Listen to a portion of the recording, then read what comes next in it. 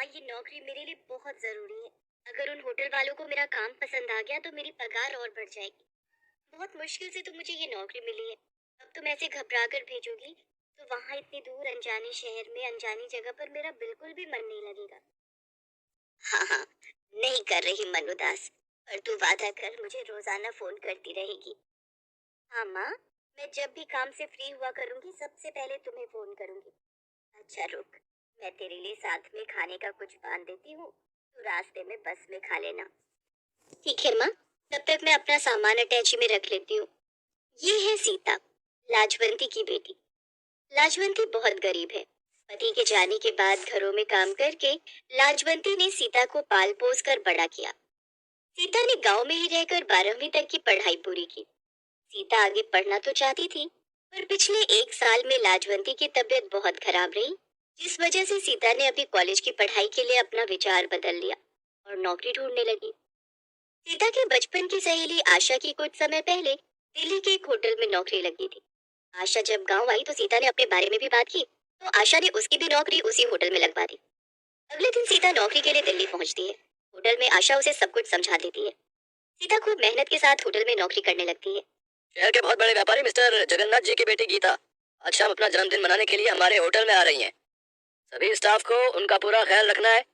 जगन्नाथ जी की बेटी गीता को किसी भी बात की कोई तकलीफ नहीं होनी चाहिए, क्योंकि वो पहली बार हमारे होटल में आ रही हैं। समझ गए? जी सर, हम पूरा ख्याल रखेंगे। सुना है विदेश में पढ़ी लिखी है और बहुत नखरे वाली है। अभी सुबह ही मैंने रिसेप्शन पर फोन उठाया था, बड़ी तीखी आवाज में बात कर रही थी। हमें तो बहुत ध्यान रखने की जरूरत है। अगर जरा सी भी शिकायत का मौका मिला तो मैनेजर का गुस्सा तो मैं जानती हूँ, फालतू का भड़क जाते हैं। अच्छा चल, फिर तो हम बहुत ध्यान रखेंगे। अरे माँ का फोन आ रहा है। हेलो। हाँ माँ। हेलो सीता, जन्मदिन की ढेर सारी बधाई मेरी बच्ची। थैंक यू माँ, मेरे जन्मदिन पर आपका आशीर्वाद मेरे लिए बहुत महत्व रखता है। आज सीता का भी जन्मदिन है।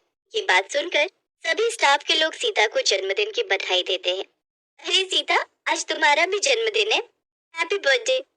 Happy birthday Sita. वैसे सब किस्मत की बात है।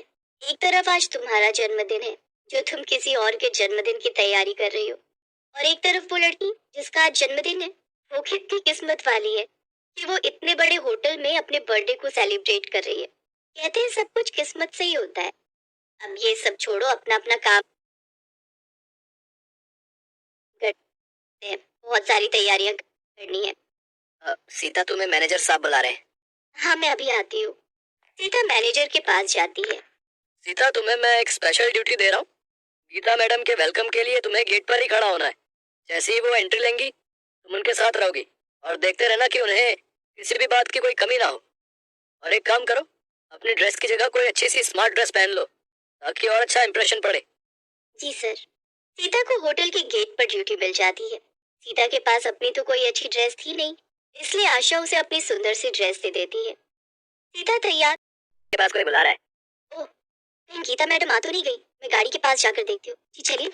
जैसे ही सीता गाड़ी के पास जाती है, अचानक 2-3 बदमाश उसे गाड़ी में जबरदस्ती पकड़कर बिठा लेते हैं और उसका मुंह बंद करके उसे बेहोश कर देते हैं। अचानक से सब कुछ हुआ तो सीता को संभलने का मौका ही नहीं मिला। गाड़ी अनजान सड़क पर दौड़ जाती है। इतनी देर में गीता भी होटल के बाहर आ चुकी थी। सब लोग गीता को देखकर हैरान रह जाते हैं। गीता बिल्कुल सीता की शक्ल की थी। अरे सीता, तू यहाँ क्या कर रही है? तू इस गाड़ी में क्यों बैठी है? चल बाहर निकल, गीता मैडम के आने का टाइम हो रहा है। एक्सक्यूज मी, ये क्या बदतमीजी है? क्या आपका स्टाफ गेस्ट के साथ ऐसे बिहेव करता है? मेरा नाम गीता है, सीता नहीं। क्या आपको बताया नहीं गया था कि आज मेरा बर्थडे है और मैं सेलिब्रेशन के लिए आ रही हूँ? गीता, ये कैसे हो सकता है? तुम तो सीता हो।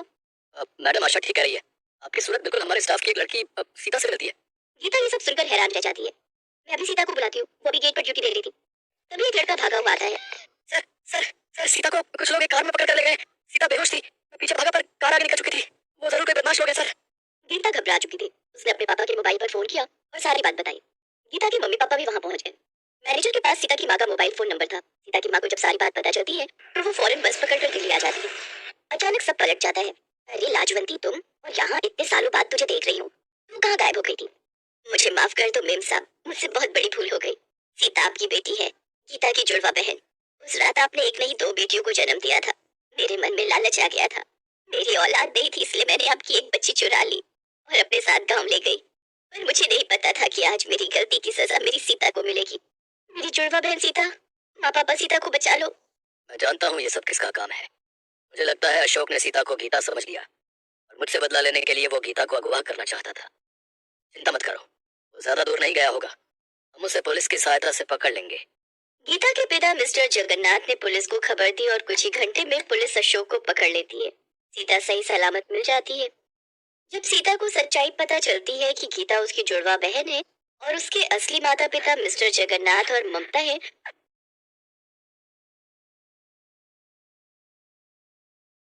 तो वो बहुत रोती है। मेरी बच्ची सीता, इतने सालों तक तो हमसे दूर रही। सीता, हमारी बच्ची। मेरी बहन सीता तो इतने साल मुझसे दूर रही। मैं भी आप सबको पाकर बहुत खुश हूँ। और माँ, तुमने ऐसा क्यों किया? मेरे अपने माता पिता से मुझे दूर क्यों कर दिया? सीता और गीता एक दूसरे के गले लग जाती हैं। मुझे माफ कर दे सीता, मुझे माफ कर दे। अब तू अपने परिवार के साथ खुश रह। मैं तुझे अपना चेहरा कभी नहीं दिखाऊंगी। मैं हमेशा के लिए जा रही हूँ। तुम कहीं नहीं जाओगी। जो हुआ बचपन में हुआ। मैंने बचपन से तुम्हें अपनी माँ माना है। मैं तुम्हारे बिना नहीं रह सकती माँ।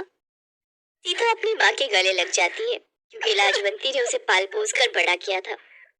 सीता को अपना असली परिवार मिल जाता है, अपनी जुड़वा बहन मिल जाती है और वो अपनी नई जिंदगी की शुरुआत करती है। तो वीडियो को तो हमने देख ही लिया, लेकिन चैनल को सब्सक्राइब करें। नीचे रेड वाला बटन है, उस पर क्लिक करें।